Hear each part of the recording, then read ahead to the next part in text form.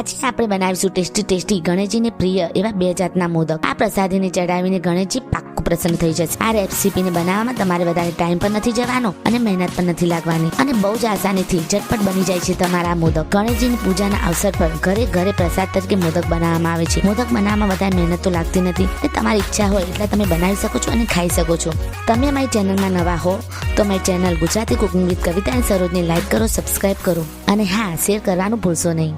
તો ચાલો બનાવી 2 જાતના બહુ જ healthy, tasty, delicious modak recipe. Slow flame પર કઢાઈ કે તપેલી રાખીશું। એમાં 1 ચમચી ઘી નાખીશું। ઘી હલકું ગરમ થઈ જાય એટલે એમાં 100 ગ્રામ જેટલો માવો નાખીશું અને ધીમી ફ્લેમ પર હલાવતા રહીશું।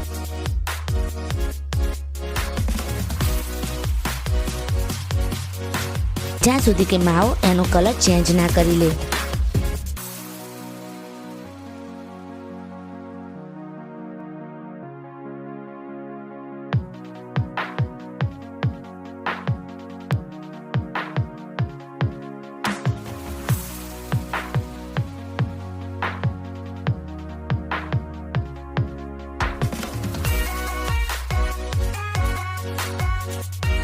આપણો માવો થઈ ગયો છે અને હલકો બ્રાઉન પણ થઈ ગયો છે।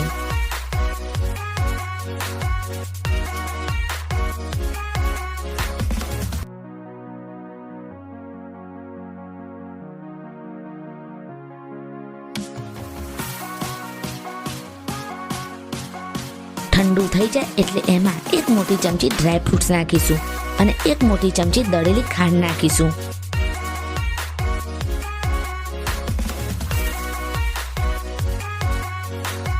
બધું જ મિક્સ કરી લો।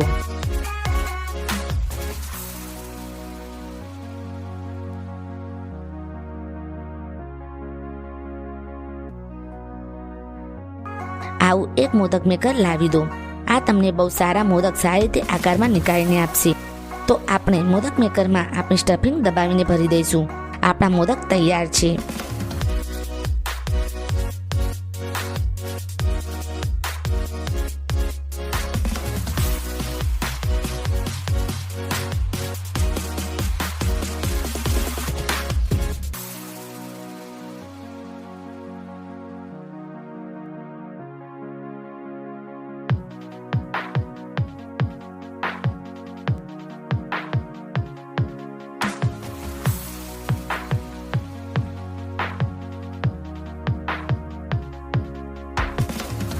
હવે આપણે બનાવીશું પનીરના હાઈ પ્રોટીન મોદક।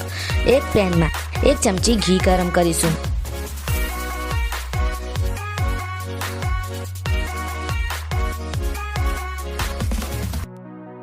એમાં 100 ગ્રામ પનીર નાખીશું।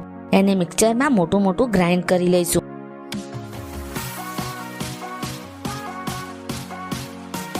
ઘી હલકું ગરમ થઈ જાય એટલે એમાં આપણું પનીર નાખીશું અને સ્લો ફ્લેમ પર પનીરને થવા દઈશું। હલાવતા રહો જેથી કઢાઈમાં નીચે ચોંટે નહીં।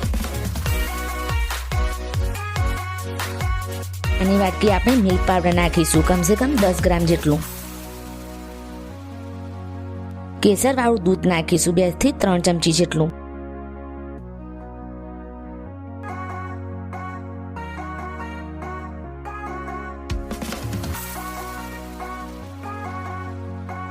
એમાં 2 ચમચી મીઠાઈ મીઠ નાખીશું।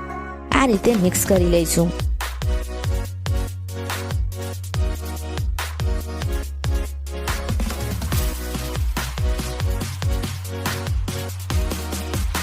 એક નાની ચમચી ઇલાયચી પાવડર નાખીશું અને હલાવતા રહીશું।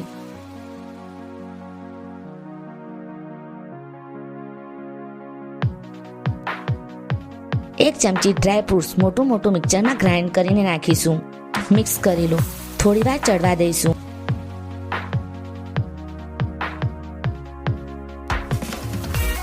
2 થી 3 મિનિટ માટે હલાવતા રહીશું। આપણું સ્ટફિંગ તૈયાર છે। ઠંડુ થઈ જાય એટલે મોદક મેકરથી એને નીકાળી દઈશું। ગણેશજીના પ્રિય મોદક તૈયાર છે। ગણેશ ચતુર્થી પર ઘરે બનાવવા પ્રસાદી અને ગણેશજીને અર્પણ કરો। આ હેલ્ધી, ટેસ્ટી, ડિલિશિયસ પ્રસાદીને એન્જોય કરો।